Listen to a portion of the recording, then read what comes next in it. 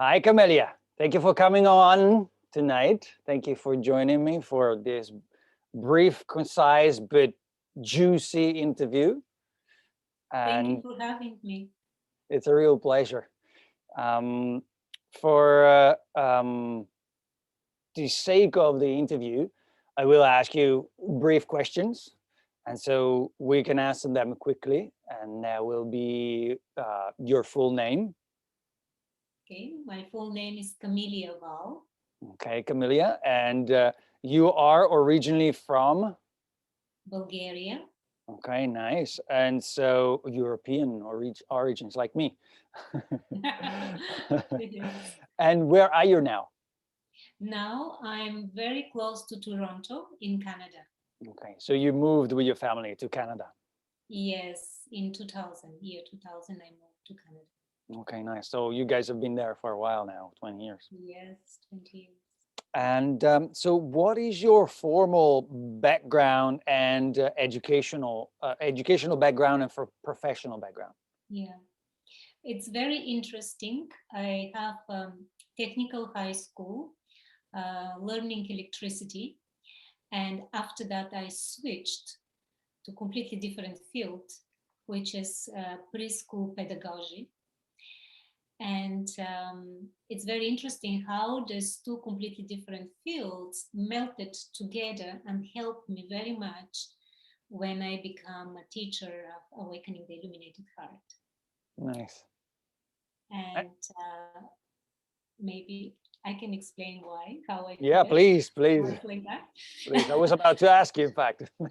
Yeah. So in the technical high school, I was learning electricity, magnetism, all the Tesla inventions and negative, positive, and how the electricity and the currents are working. And now, through the teachings of Merkaba, there is a lot of knowledge about the electrical universe, about the electricity and the magnetism in a human body. So for me, it's really very easy to put the things together, how they work on that level. Mm. And the pedagogy, the preschool pedagogy helped me because there I learned anatomy and physiology. I learned psychology, as I learned techniques, how to present a material in front of the group. So now for me, it's really very easy to stand in front of the group and present the material on the way how the group it will accept and learn the material in the best way. Nice, Yeah. beautiful. I know you have a website, Camellia, and an email. Do you want to tell us a little bit about what Yes. are they, and then a little bit about your website? Okay. So my website is heartascension.com. Okay. And my email is my name, cameliaval@outlook.com. Okay, beautiful. And so, And what other? I know you're one of the major teachers of the ATIH, the thank you. um, but that's not the only thing that you teach, right? No, I What have other? others. Yeah. So why don't you tell us a In little bit my about pockets, in my sleeves. under there? Yeah, just making it a little bit funny. So I created another two workshops, and they are Find the Healer Within, Uh-huh. which is a workshop teaching about energy and how we can use energy to heal ourselves or somebody else. This workshop is very practical, hands-on, so there are different techniques that you can practice on yourself or somebody else. The techniques are from my personal practice, which I have for about 20 years of being, I can not say really healer, but because it is the healing always happens from deep within, but I'm helping people to get them to that state, Mm. to find their healing abilities. So this workshop is about that. Mm. And the other workshop that I teach is called Galactic Journeys. And it's about dimensional levels to really understand them how they are implemented in us, and what is the meaning of saying that we are multidimensional beings. There are a lot of meditations inside during the workshop, and it's very, really interesting to That sounds fascinating. experience. Yeah, Thank that you. sounds really fascinating. I'll have to look into it. Yeah, welcome. Okay, so I want to ask you a few questions about your experience of the Merkaba, and well, maybe why don't you? We spoke. I know we spoke about your meeting Drunvalo, and it's something that you want to share primarily with the students of the course, the ATIH. But maybe you can tell us how you came to meet him and why, and how you wanted to take the course and how you became a teacher.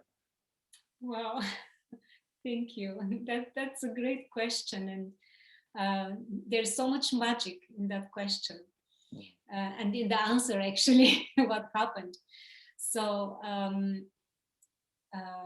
I met Drunvalo in 2012 for first time when I went to Sedona for Awakening the Illuminated Heart, which was my second workshop that I had to take in order to become a teacher.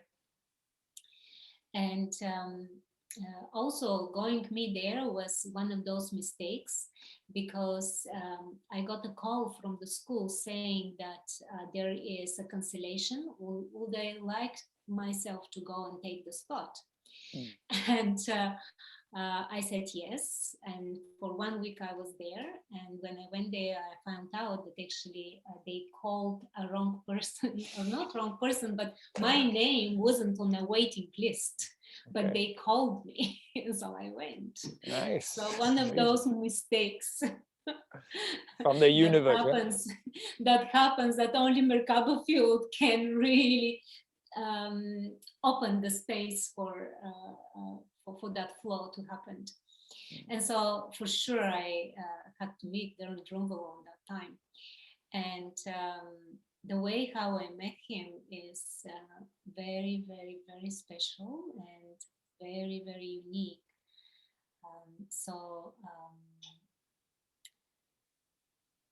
I tell this story to all the students that they come to ATIH, because through that story, his presence is touching them very deeply, and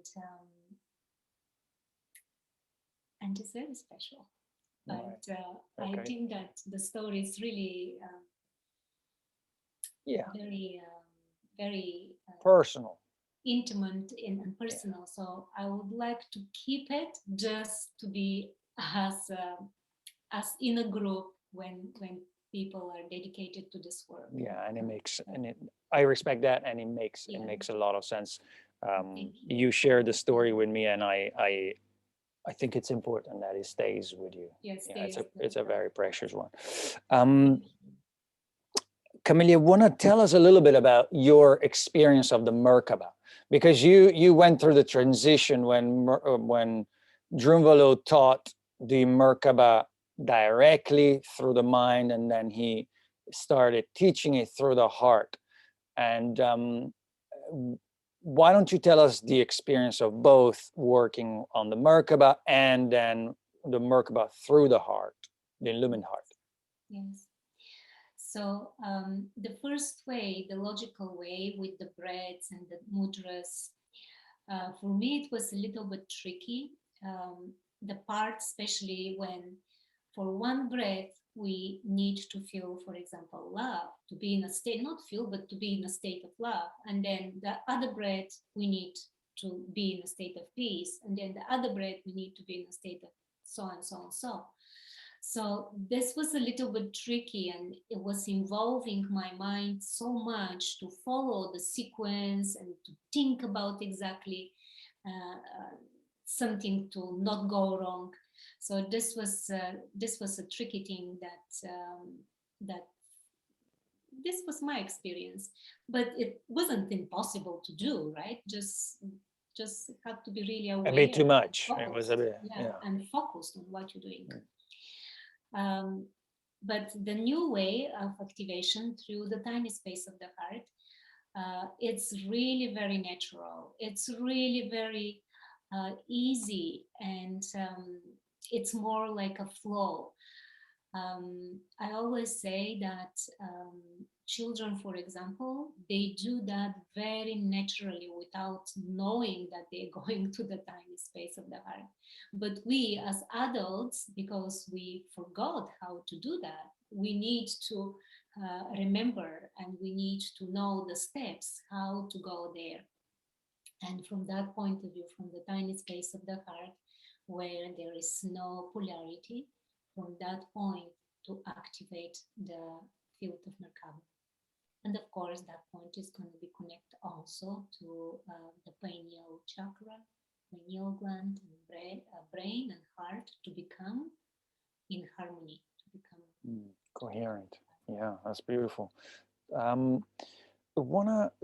don't you tell us a little bit about your personal experience of the Merkaba in your daily life and in your how your life changed by practicing this meditation? Yes. So first, what really changed is my health. Naturally, I really become very. It's healthy, really, to touch the wood. I'm really very. I cannot complain of anything, and anything. Also, what I notice is that if something appears in me, for example, I hurt myself or something happens, it doesn't stay long time. It stays for a day or two and then completely disappears. Completely, it's resolved. So the Merkaba field is like a healing chamber, not a chamber, but a healing field around you that always keeps you vibrant and in a good state. Mm. Physically, emotionally, and mentally. And they are communicating together. So Merkaba field for me, it's really it gives me lightness. But immediately when I switch my attention to my Merkaba, I right away feel lightness in my body, physically, lightness in my body. And during the meditation, when I really go and decide, okay, let me stay longer in my Merkaba field with that awareness, then right away I'm starting hearing cooking and noises around, Crackling, like pressure is changing, just because the field, when it's really present, it's giving me that awareness of sound that it's around me. And yeah, so I don't have a lot of those incredible stories of, let's say, tree falls around and my Merkaba is protecting me from the tree and things like that. And the only way how I can explain that is because the field of Merkaba already arranged everything around me. Field of Merkaba is a state of oneness and complete synchronization of everything around. So I am in that flow that everything it's in harmony. So this is what I can say about my experience of Merkaba. But it's definitely I can feel it and it's there all the time. So your life became more healthy and harmonious since you've been practicing. Exactly. Yeah. That's beautiful. There was another question related to the heart that I wanted to ask you, and how has your visualization of the Merkaba and the experience of the heart harmonized?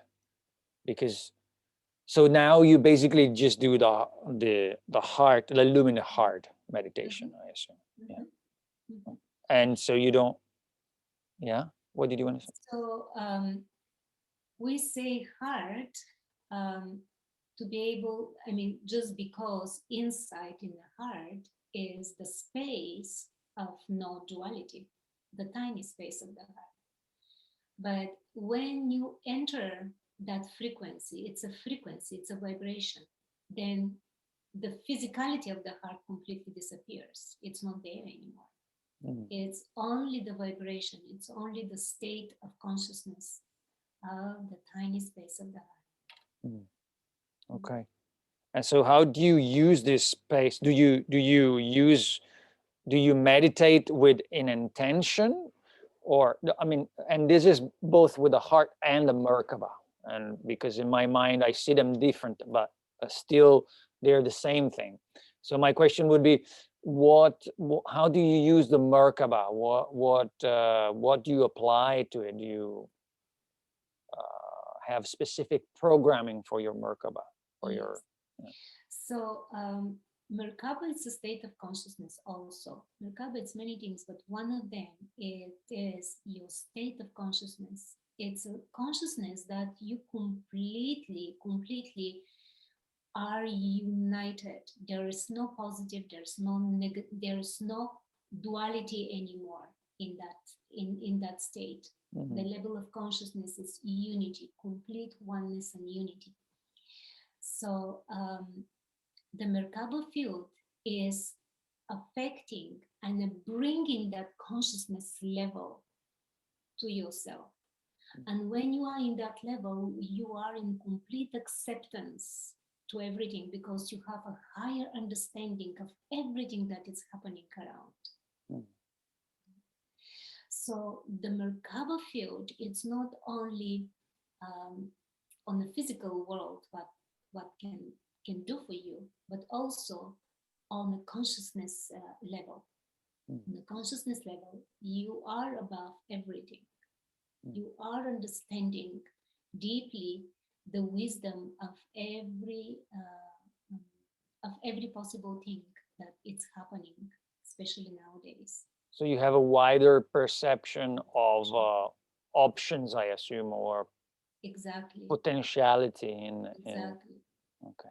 Deeply understanding that even that something is very hurtful for someone, it's doing its purpose to awaken that person. Right? See, this is, it's worth mentioning this again. You gave me a beautiful metaphor before we were talking. Let me just introduce this subject because I think it has a lot of value, what you said before. Yes. I asked for everybody, I was just asking, we had a quick chat before and I was asking her what she thought about Earth growth and spiritual transition for humanity. And everybody speaks about ascension and 5D and 5D, the new Earth, the new this and that, and you said something beautiful and very sensitive in my opinion. Why don't you share that as well? Yes. So I said that we all are children of Mother Earth, and we all like neurons of her consciousness. We are her consciousness, and in that moment now, she is becoming aware of who she is, and she's asking, who am I? And suddenly she's realizing that part of her consciousness, it's not very healthy, which is us, all of the humanity. And so now it's a moment of healing the part of Mother's Earth consciousness that is not very healthy and vibrates low than the other part of her consciousness. So it's about education, really bringing more knowledge, more education to everyone, deeply understanding. It's a collective healing. It's not about me, you, individuals. It's collectively we are healing and evolving through this process. Yeah. And then you mentioned how the positive side and the negative sides are working together. And I was like, what? And then what did you say? I said that the light and the dark, they are playing not against each other, but they are from the same team, working together for the evolution of all of the humanity. Right? So to explain this, really to understand the concept, because from our human perspective, we always, because it's very hard when the dark forces are present, it's hard for us. It is what it is, it's hard. And we right away, we labeling that this is something very bad. Well, looking from a higher perspective, these bad things, when we pass through them, they will bring something new. Something new will evolve and be created from that. This is why they're happening. And this is what I'm saying also, that now the earth is moving in a direction in Aquarius age, and we are approaching a part of the galaxy that we have to have a certain level of vibration and certain level of frequency that we haven't achieved yet as a collective. And so if we carry on like that, like for the last 50 years, slowly and slowly building up and elevating the consciousness, it will be too slow. We'll not be able to reach that place of the galactic of the universe. So that's why to the process to be speed up, it needs a little bit push. And the push always is given from the dark forces, unfortunately. But on the end, it's all about evolving all together as one being, as a collective consciousness. And so basically, people that are not very sensitive to the invitations of the positive sides are basically forced to evolve through the negative side. Exactly. You mentioned a galactic deadline or a galactic transformation time. Can you elaborate and tell us a little bit more? Do you know what that is about? Yeah. Well, as Drunvalo is mentioning this, and it is about the Orion constellation, and it's about the portal. Maybe you know that the Orion constellation is the multidimensional portal in our galaxy. And there will be a time, and now this is slowly, you can see the changes of the sun, the changes of many things on Earth, in nature, that we are approaching a moment when this portal is going to be completely open. And this is why so many souls came to be alive in a human body, to experience that chance to ascend through that portal. So, and also Mother Earth, but we are ascending with her together as one collective consciousness. So before, when you were mentioning about the different dimensions, and some people going fifth, some people going sixth or seventh, everyone going to their direct, was that what you were referring to, the Orion portal? So people go there and then they decide which way to go, and that's exactly, but I cannot say that they decide where they're gonna go. It's about the level of growth and evolution they achieved, the level of frequency vibration that they achieved while they were in a physical three-dimensional body, right? Because here it's very tricky. Here we have huge range of emotions, and nobody is teaching us how to deal with them, so to be all the time centered and balanced. And so through that experience of learning how to navigate through all this range of emotions, we can come back to the center. And through that center, we can elevate our frequency level higher and higher and higher. And according to that frequency level, we will match a frequency level of the dimension that we resonate with. And then we will match and we will exist in that dimensional frequency. So this is how I see it. I'm not no, I respect that. Involving anyone to believe me what I say, but it sounds very very logical to me. So this is the experience on earth, to really, really, really elevate our. So in your opinion, ascension is about increasing one's frequency by learning to be centered despite the jumps of Yes. our and the fluctuations of our emotional states. Absolutely. Okay. Absolutely. Good. And activation of the Merkaba also is the same thing.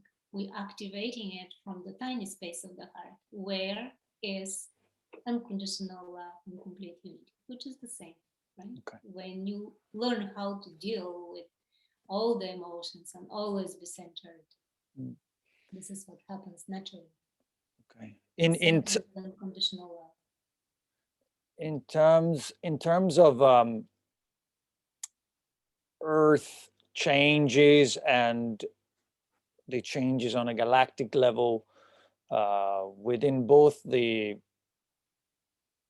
ascension, let's call it community, and let's call it spiritual community in general, as well as the ufology community. And in general, there's a lot of talk about the new Earth, the new world order, the old Earth, the new Earth, ascension, the solar flash, and the time of changes and the end of times, so on and so forth. I wanted to hear your opinion on the subject. What do you think this phenomenon is about, and what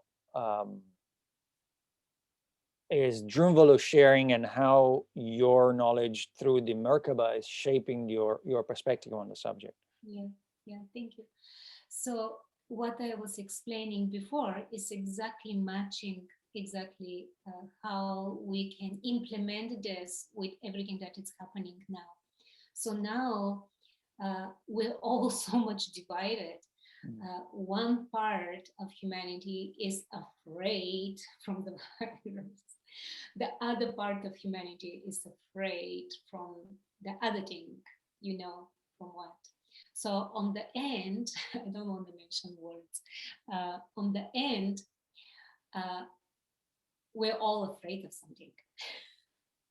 So this is the main key here, that we have to go beyond our fears, which is the biggest test for us, for ascension. It's always love or fear. So it's Mother Earth, it's really testing us how much we are in a state of neutrality and unconditional love, or we are in fear, how much we are trusting. And so now the ones that can trust and stay in that state, in a neutral state, their vibration is going to go high, and naturally they will be existing in the new world. When the Orion constellation opens and the Orion portal opens. But the ones that are still in fear, unfortunately, they will be still have to work through the fear and learn their lessons until they can be in that state of neutrality. So Drunvalo always mentioned in his videos that the first stage of ascension is political and economical unrest. So as you see, this is what is happening right now. And so how do you remember, everyone, that we are eternal, and we are having these experiences. Let's not get that much involved into them and know that we are just playing here. We just put this costume over us to play here and have fun and see what is going to happen, because through our experience that we have, the creator can see itself better. The creator can know what kind of creation has been created. The spirit cannot experience the third dimensional level without the physical body. So only through the physical body it can experience and know what the creation was. So interesting. So let me pragmatically, what would you recommend people that right now, because right now the current situation is affecting every single individual on the planet. This pandemic is really it's really affecting everybody, either with ignorance, because nobody knows what's really happening. Yes. Nobody knows for certain what is this virus, how does it work, is it really a virus, is it not a virus, where was it born, is it born anywhere, was it born in a lab, is it natural phenomena? Everyone is there's a lot of uncertainty and ignorance, and all of this ignorance and uncertainty leads only to fear. So everyone on the planet's really, really facing these two major, let's call it challenges, but yes, fundamentally it's something that everyone has to decide for their own, yes. I don't think that everyone will adapt to a generic point of view. There are a lot of people, and we cannot expect, and that's the beauty of humanity. But at the same time, this creates so much conflict between us. The ones that are in fear pretend that everyone else adapt to their fearful perception, and the ones that see beyond fear, they're like, why are you guys worrying about all of this? And so there's a lot of friction between people. So what is your take? What do you recommend? What would you suggest to individual people right now? Well, the only ones that are aware can really accept the other people's opinion and actions and so on. For example, in a family, very often it may happen that one of the members of the family does not believe in what media is saying. The other member of the family will believe. So it's a big, it is a big conflict here. And so usually the ones that are not believing in it, they will be more aware. It's about awareness to accept each other the way we are.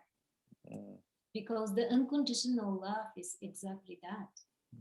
Acceptance and caring for each other. And so this is what I can say, but it doesn't happen overnight, right? So it takes time really to see the things beyond how they look like.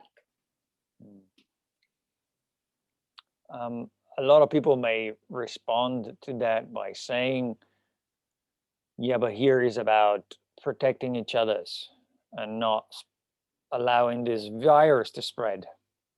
On what level, yeah, if you believe it is what the media recommend it is. So, yeah, please go ahead. I would like to mention here that, for a long time, for a long time. People have been bombarded from news and from the media, and they have been really very well brainwashed, or whatever word you use for that. And it's very natural for them to become the way they are. Mm. It is a process. It doesn't happen overnight for them to become the way they are. Mm. The element of fear have been presented to them 15, 20 years ago, and they have been fed on fear constantly. And so they're coming to a point that even they don't recognize that they have fear, that this is fear what they're experiencing. Correct. No, Yeah. they're recognizing that they're protecting. Yeah. A lot of So- people don't even. So you have to really understand their point of view, how they become the way they are. That's how you apply compassion, through understanding. Instead of right away blaming them and try to right away convert them and give them a lot of information, and when you do that, they resist even more. And so they have to come by itself to that moment of realizing that, hey, here something doesn't make sense. And this is why everything is happening exactly for that majority of people finally to understand that things doesn't make sense. Like putting two masks on top of each other. how much more than that? Yeah, I mean, it's becoming. I'm sure that on a subtle level, a lot of people are realizing that none of what is happening makes any sense. I mean, one channel says one thing, one doctor says another thing, and the authority have no idea what to do with these lockdowns.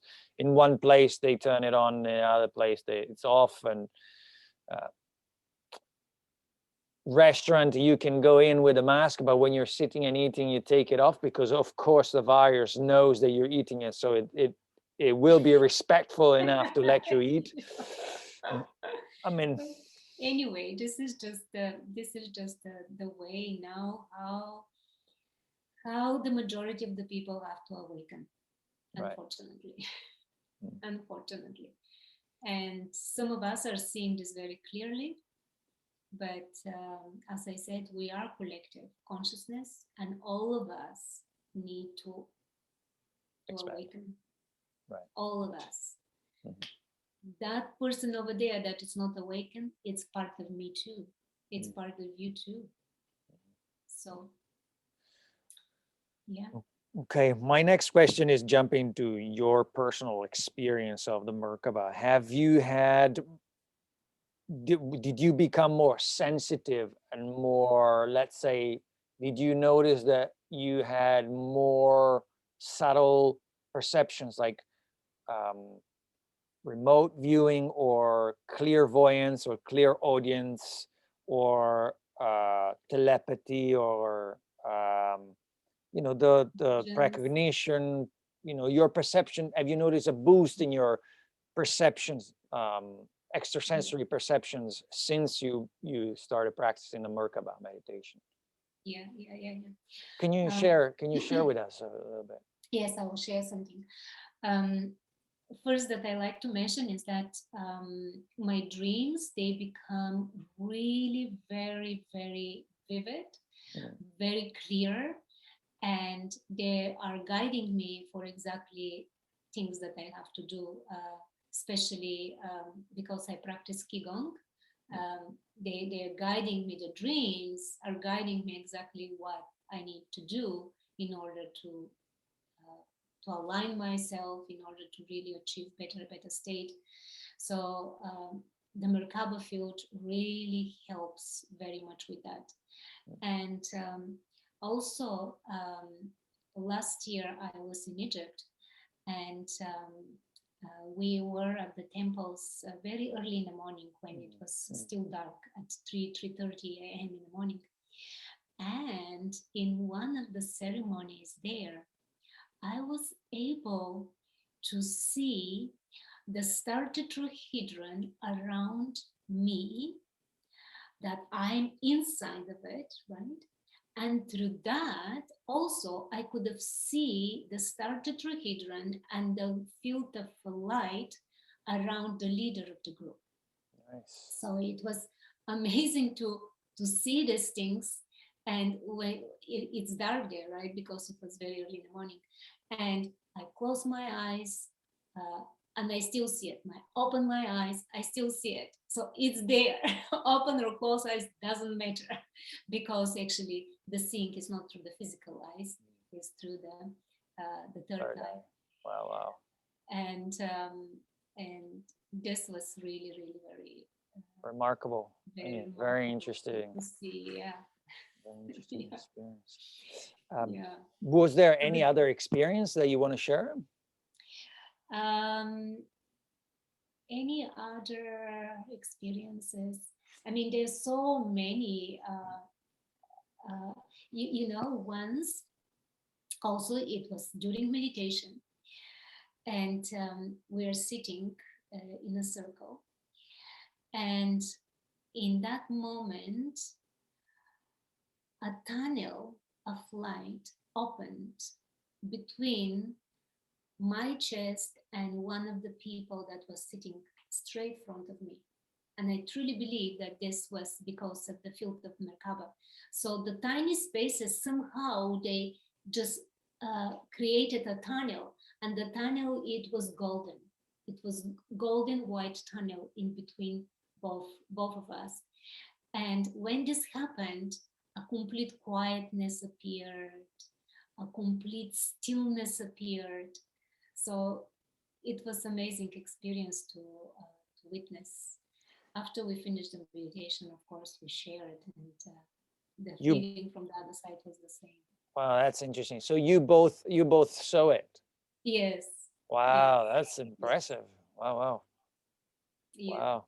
Yeah. Thank you for sharing this. These are the beautiful stories that I love to hear. There's a lot of anecdotal knowledge that I think it's extremely important that a lot of students, whether they are Merkaba students or not, whether they are meditators or just, listeners, general listeners, I think it's very important that people are aware of these anecdotes so that don't freak out if it happens to them, or Yeah. like it happened to someone Exactly. else. So The thing is that, you know what happens usually, that when some experience comes like that, we are so excited in the beginning that the excitement right away stops the experience. And so my recommendation to everyone is, when something like that happens, stay still. Do not get too excited or whatever. Just watch. Just stay still and watch to be able really to experience everything. Otherwise, it will stop. Because I have experiences like that too, when I got too excited and I lost it. yeah, for me sometimes my mind keeps questioning, what is this, what's happening, what's going on, why is, and it's like exactly what you said, just enjoy the experience and then Yes, yes. let Don't it. involve your mind. Yeah. No need to involve your mind or your emotions being excited about it. Mind you, it depends on the situation. If you're driving and you're having an experience, you may want to stop, or Yeah, that's sure. that is a little bit delicate, but in general, yeah, I I think there's so much value in hearing other individuals' experience. So thanks for sharing that. I have few more questions, just the last couple of questions, and then I will let you go. Been together so long so far. Some quite art. Okay, we mentioned that. Tell me about this vision of the Merkaba. Where did you see the Earth tetrahedron and the Sun tetrahedron? Where were they in your body? Because there are different images on the internet, and it's not really clear. Yeah. There's a lot of misconception in the visualization and also in the field, and people are doing strange things and they don't think it has any value because the information is not clear. Yeah. So how I saw it, it was that the earth tetrahedron, the flat side of the tetrahedron is on the chest level, like that. On the heart level, yeah. On the Chest heart. or like heart. Yes. Yeah, there. Okay. And the center tetrahedron, when goes down, the flat side is around the knees. Around the knees. Okay. Is there. All right. Very interesting. So this is how I saw.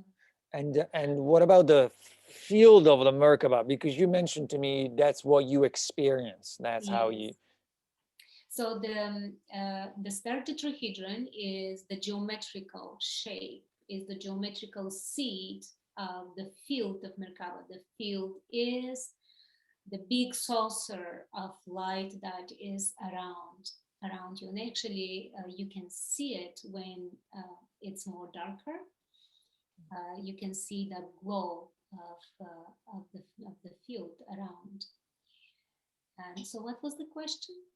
It's how do you experience it? Because sometimes, yeah, sometimes we don't see the Merkaba. We experience though the energy that it generates. Yeah, yes, absolutely. So some people they feel it, they see it also. Myself, I feel my physical body becoming lighter, very, very, very lighter, like a feather, right away, like a feather. And also, I can hear the field around me. And you said crackling before. You hear some crack. Yes, like crack, crack. Interesting. Around me. And when in that state there is such a beautiful feeling of joy that comes very natural out of nowhere. So this is what it is, the joy and the love of the field that is around. Nice.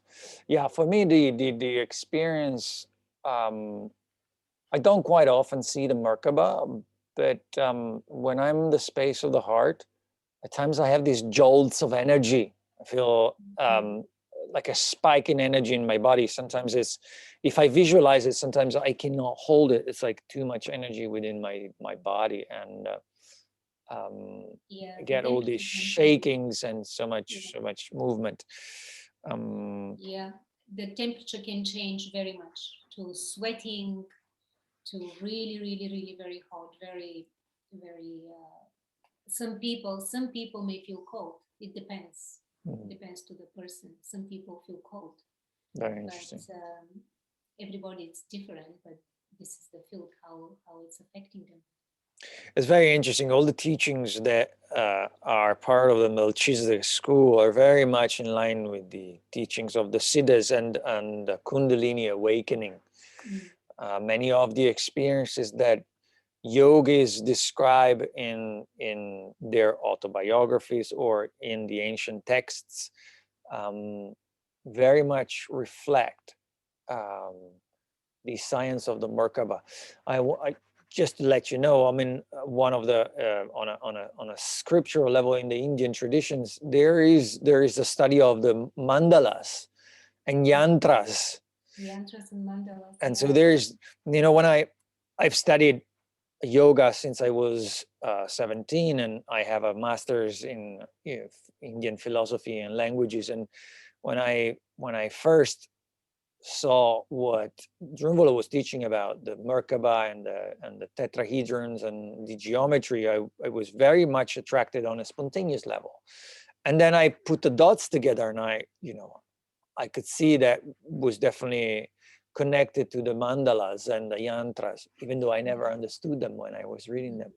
And that's how I got extremely interested in the whole philosophy that he proposed. And fascinatingly enough, maybe I'm not the right subject to study because I come from the yogi tradition, so I don't think there is a distinction. I may have already been in the space of the heart, or I may have had already an awakening of the Merkaba back in the day. I just was not aware when I was practicing yoga. Exactly, yes. It happens, sometimes happens that way, but the thing is that when it happens that way, it's in that moment really to be really complete, the tiny space of the heart has to be connected with the third eye, right? With the pineal gland and pineal chakra. So brain and heart, they need to be in harmony, right? For really Merkaba to be open. And how do you know when that happens? Well, during the workshop, we do that through a meditation. But naturally, maybe you have a feeling that it's open, but maybe it's not, or maybe it becomes open for a very short period of time, and then it's diminishing, right? Because to be able to open, also the sun and the earth tetrahedron, they need to spin in a proper ratio. Interesting. Yeah. So maybe for a short period of time, they have been spinning in a proper ratio, but then it's lost. What if they spin in different ratios? What's happening in that case? Well, in that case, no activation of Merkaba. Okay, gotcha. Understand. Right. So, yeah, okay, that's very interesting. So they have to be at a precise ratio, or there will be no, on a physics sense, on a physics level, they represent the spin of one of the sun and the other one the earth. The earth, yeah. Okay. Yes. So it must be a ratio of the Yes. the planetary body. Okay, very interesting. Or 1 unit of time for 34 times, when 34 times and 21 times, right? For the sun tetrahedron 34 times, for the earth tetrahedron 21 times. And this has to match, no more, no less. So 34, 21. Yes, 34, 21. Very interesting, fascinating. Not easy to visualize that. Well, you know what? When they start spinning, everything that actually you see is just the lunar sphere, because everything melts, right? Right, spins so fast. Yeah. Imagine the wheel of the car, right? When it's standing, you can see the elements, but when it starts spinning quickly, you don't see the elements anymore. Very interesting. Well, thanks for sharing all of this. I'm going to invite you now to tell us again the website, your website. And my website is heartascension.com. Awesome. And I'll have it written under here for everybody to see. And do you have anything upcoming in the next few months? Are you offering the ATIH or any other trainings? Yes, I do. End of April, I have Awakening the Illuminated Heart. And in a few days, I'm going to be posting this workshop on Drunvalo.net, the School of Remembering. Mentioning School of Remembering, actually, I came across now some things that actually it's this year it will be 10-year anniversary since Drunvalo created School of Remembering in 2011. Nice. So it's interesting. Beautiful. 10 years. Good to know. Good to know. We'll send him congratulations. Yes. So, dear Drunvalo. Yeah. And so after the April, the ATIH, are you doing anything else? Yes, I'm doing Find the Healer Weekend in May. And end of May, Galactic Journeys. Galactic Journeys, okay, brilliant. And that all is happening in Toronto, right? Well, it's very difficult to say because, I mean, yes, physically, but many people, they like to join online, so it's fine online too. Either way, yeah. And then also you do one-on-one sessions, right? Yes, I do one-on-one session, Divine Light Healings, but mainly I do personal transformational program, which is 8-week program. And it's about finding the 7 laws of the universe inside, which are the 7 chakras. And each week we go to a specific chakra, activating this chakra, bringing the energies, and especially how they affect our state of being now, how they was affecting the past, and how they will create the new future. So like that, we balancing and cleansing each one of the chakras, and in the end, we balancing them very nicely. And in that process, it's really very beneficial to have someone really to guide you through that process, because by ourselves, sometimes we feel we may get lost. Yeah, I can Yeah. understand that. Well, this is Camellia Val, you guys. Amazing teacher, ATIH teacher, and everything is available on her website. Again, it will be posted under here or as well as in the comments below. Write any questions that you want to ask Camellia, or directly send your questions to her via her email as well, written down here. It was a pleasure talking to you, Camellia. Thank you very much for the time. And thank you, Gabriele. My pleasure. Very, very blessed to be here. All right. Take care for now. Have a good, lovely night, and see you soon. Take care. The same to you. Bye-bye, everyone. Bye-bye. Bye. Thank you. Bye-bye, Gabriele.